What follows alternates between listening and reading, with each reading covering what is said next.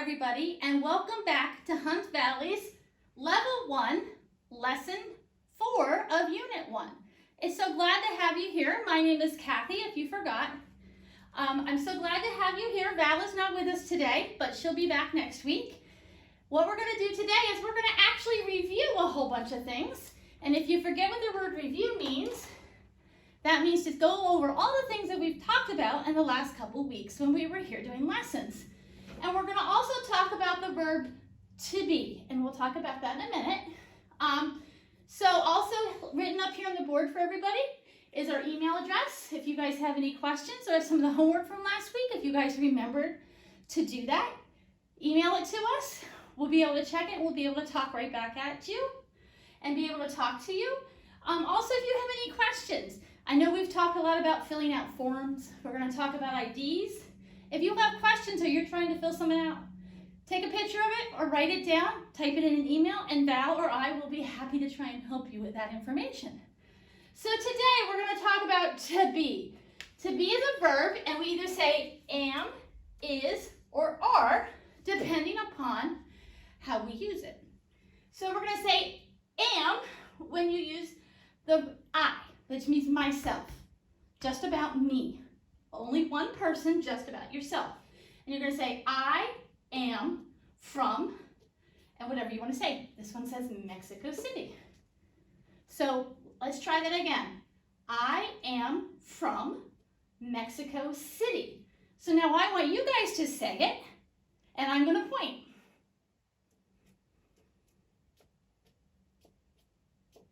Okay. Hopefully that sounded okay to you.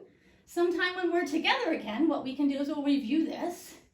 Now, the one thing that's a little bit different about the word am when it's used as a verb, sometimes we like to shorten it in English so we can say it quicker. So we're going to say I'm, I, apostrophe S. And you'll see some other apostrophes in here. We're going to talk about those. But when we speak, or when you see it written, it's going to sound the same as I am, but it's going to be short. I'm. And then you would say it exactly the same way. I'm from Mexico City. So we're going to try that again. This time I'm going to point and you guys are going to talk. Okay? I am and I'm when we're talking about just ourselves. So, is we use when we're talking about an object. What is your name? What is your name? So say it now yourself. Now we can shorten what is to what's. And I'm sure if you listen to us when we speak in English, you hear what's. And sometimes people even make it sound faster. What's? If you listen to them. And that's just kind of a way that we talk really fast. And it's something that we pick up that's probably really bad English if you were talking to the English teacher. But what's your name?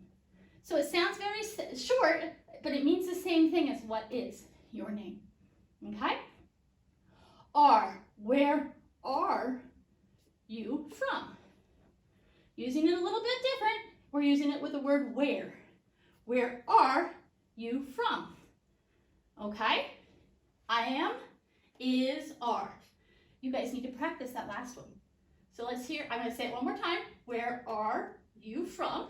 Now you guys go ahead and say it. Very good. Am, is, are. Now we're going to talk a little bit about I'm, which is I am, my, you, and your. And these are pronouns that we use in different ways, but this way you guys can get an idea for it. I'm, when you're talking about yourself again with am, I'm from Baltimore. I'm from Baltimore. You guys say it now.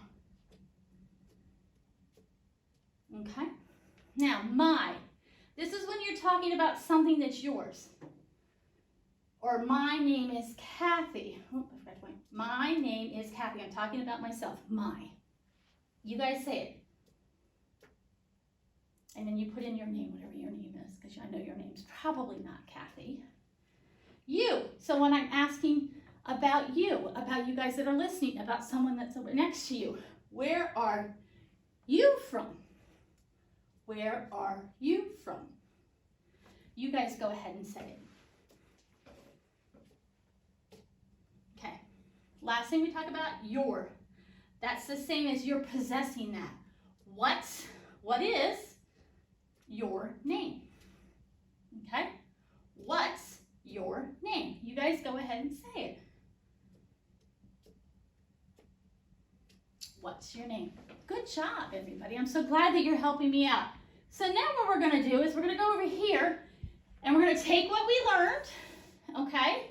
And what we're going to do is we're going to try and practice this. And this is just some examples. One of the things that I think I want you to hear is in English, sometimes things just sound funny. And that's what we're going to do here. So in the red, you're either going to figure out, is it the first word or the second word that's the correct one, okay? So for example, would you say it, my name are Carlos? My name is Carlos. So I'm going to give you a minute. I'm going to say it one more time, and then I want you to pick. Is it are or is? My name are Carlos. My name is Carlos. So if you guys guessed that the correct answer is, you got it correct. But do you see how is sounds more like what you've heard somebody say? Let's try the next one. Where are you from? Where is you from? Which sounds better? While I say them again, you guys pick. Where are you from? Where is you from? What do you think? Hopefully you guessed where are you from sounds normal, and that is the correct grammar. Another one. I are from Los Angeles. I am from Los Angeles. Which one sounds better? I are from Los Angeles. I am from Los Angeles. Hopefully you picked I am from Los Angeles. Okay? My phone number is, oops, and that is a typo. My phone, I gave you the correct answer actually. My phone number is 410-945-3367. Sorry guys, I gave you the answer. What can I say? I just realized it. Let's try another one down here. We're going to skip down to this one. I from Miami. I'm from Miami. Which one sounds better? I from Miami. I'm from Miami.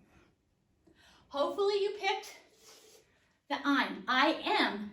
You need that verb to go with the sentence. I'm from Miami.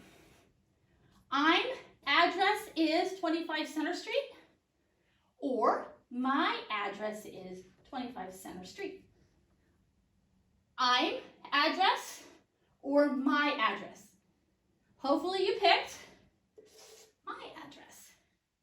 Just think about how that sounds. And if some of these you're having trouble, just rewind it and listen again, because the more you hear us speak, the easier it's going to be for you guys to make these connections, okay? Let's do another one. I'm from Chicago. My from Chicago. Okay, here's the second try. I'm from Chicago. My from Chicago. What do you think? Hopefully you guessed. I am from Chicago, or I'm from Chicago. All right, let's see what's next. What's you social security number, or what's your social security number? Okay, I'll read that again. What's your social security number? What you social security number? Which one do you like better? I gave you a little hint there because when I read it, I actually wanted to say the right thing because that's what I'm used to saying, was your security number. It's actually hard sometimes when you're used to saying them correctly when you read this, because it just doesn't sound right to us. Let's do a couple more here, then we're going to go to something else. Where are you from? Where are you from? Which sounds better? Where are you from? Where are you from? Hopefully you thought you sounded better. Where are you from? Where are you? And let's do the last one. Hello, I'm David Wong. Or, hello, my David Wong. Say them one more time and you guys pick what you like better. Hello, I'm David Wong. Hello, my David Wong. Once again, we want to use I'm. Hello, I'm David Wong. Okay? So next what we're going to do is, excuse me while I get our board. What we're going to do now is we're going to take all the things that we learned in the last couple of classes and we're going to put them all together with this verb I am. Okay? So what we're going to do is, hopefully you guys can see this. This is a copy. Remember we talked about ID and filling out ID last week? Well, now what we're going to do is this is actually a copy of an ID card. So this person's name is here and their information. So now it's your turn to answer the questions. So the first question I have is, what is your first name if you have this ID card, okay? What is your first name? Put this down. Okay, so you would answer this in a sentence because we want to practice saying in full sentences. Blank's first name is, so from over here, I'll give you the first one. My first name is, and now let's look over here. Where's the first name? Well, here we see name. Here's the last name, and here's the first name. My first name is Gloria. See how we did that? You now can answer these questions for part of our review. What's your middle initial? So we look over here. Do you see the middle initial? Remember we talked about this last week. That's the first letter of your middle name, the middle initial. What's your middle initial? And we're talking about this person, so it's going to be my middle initial is, hopefully, you got M right here. M. Okay? Do you see what we're doing here? What's your last name? So look over here at our ID card. What's this Gloria M's last name? Everybody found it? You should put something like, my last name is Gomez. Okay? Gloria M. Gomez. First name, middle initial, last name. Okay. Next question. What country are you from? And this is you, so can you find a country name on here? Remember we talked about origin of birth or country of birth last week? So you would say, what do you think? Are you going to say my from the country name? Or are you going to use something else that we just used? You're going to actually use something else. I'm or I am, either one, from, and then hopefully you caught Mexico.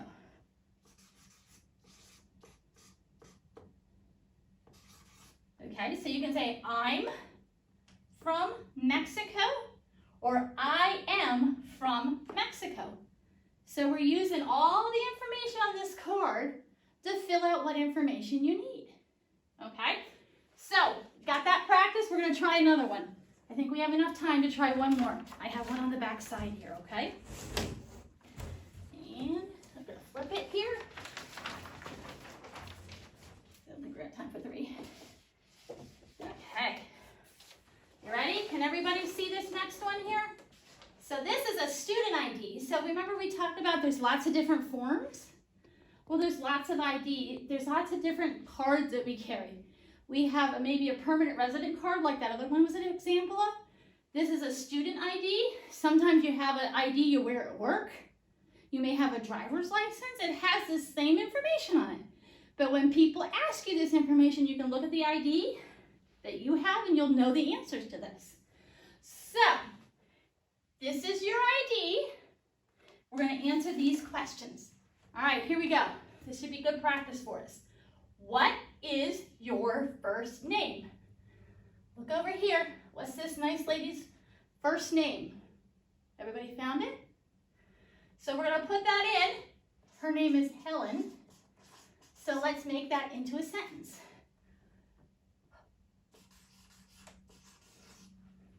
Okay, hopefully you thought of, my first name is Helen. Okay, so now let's do the next one. What's your last name?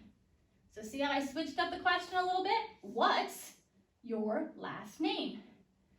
Find a last name on our ID, and then we're going to make a sentence. I'll give you a minute.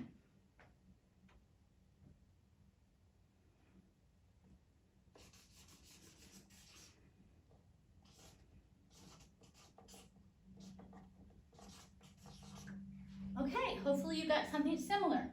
My last name is Carter. So the question was, what's your last name? The answer is, my last name is Carter. And we looked over here on the ID, and Carter's the middle name. Last name, excuse me. What's your address? All right, so I'm going to give you a minute and look over here and see if you can find the address. And I'll start writing it in while you guys write too.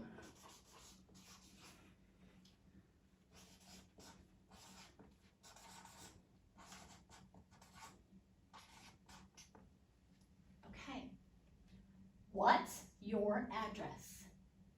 My, again, address is 31 S period, or remember, if you remember from 2 weeks ago, I think it was, S stands for South Main Street. Okay. Where are, hang on, this is a typo. Sorry guys. This should be what? We'll skip that question because you know what, that cut and pasted wrong. Let's do this one. What is your zip code? When we look over here, do you remember what the zip code looked like from a couple weeks ago? What is your zip code?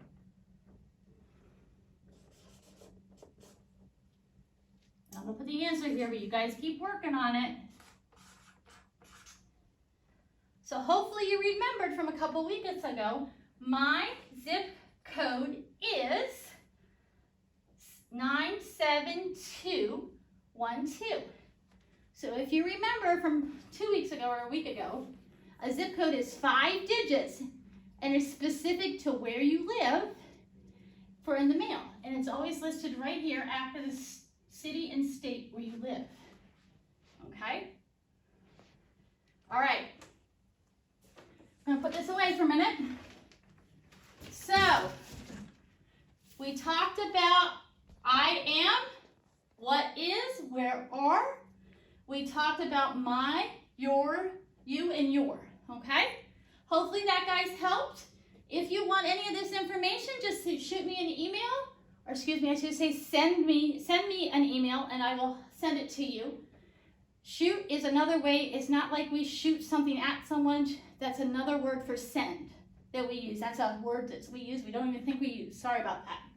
Send an email to us and we'll be happy to send you this information to practice. So like every week, the last thing we're going to do is we want to talk about a Bible verse. So our Bible verse today is written up here, and it says, "Do not be afraid, for the Lord your God goes with you. He will never leave you." And it's from Deuteronomy in the Old Testament, 31:6. So I'm going to say that again, and you guys try and say it with me, because it's called that Deuteronomy. "For the Lord your God goes with you. He will never leave you." Deuteronomy 31:6. So what does that mean? So actually it's fall. Fall is a word that we use for this time of year. And if you look here at the pretty flag, you see the leaves, how they change colors. They start to turn red and yellow, and mostly red and yellow, different variations of that. So what happens is when the leaves turn colors in the fall, or sometimes we use a word called autumn for fall, they turn colors and eventually they fall to the ground. They fall off the trees, they're on the ground. And I bet if you have children, they love to play in the leaves. Have you ever raked up the leaves into a big pile and the kids jump in them? Right? Everybody loves to do that. I have a dog that loves to jump in the leaves. So leaves, as you see down here on the flag, is a little bit of a different word. It can mean two different things. It can be the leaves from the tree, or it can mean leaves you leave the room. Same thing. So like in our Bible verse, this flag reminds us Jesus never leaves. So he never leaves us alone. He's always with us. When we're afraid, he's going to go with us. He will never leave us. So that's the message I want to send to you guys. Jesus is always there with you, like we talked about a couple weeks ago, that he's with you. He cares about you. God made the leaves, and he never leaves us. He's always going to be with us when we need him. So let's close our eyes if you have a moment, please, and bow your head, and we're going to say a short prayer. Dear Lord, we thank you that you're always with us. We thank you that we don't need to be afraid, that you're going to be our God, that you're going to go before us, and that you're never going to leave us. You're always going to be with us as we learn English, as we go through our daily lives. Thank you for being with us. In your name, amen. Well, thank you everybody for joining us for lesson 4 of the first unit.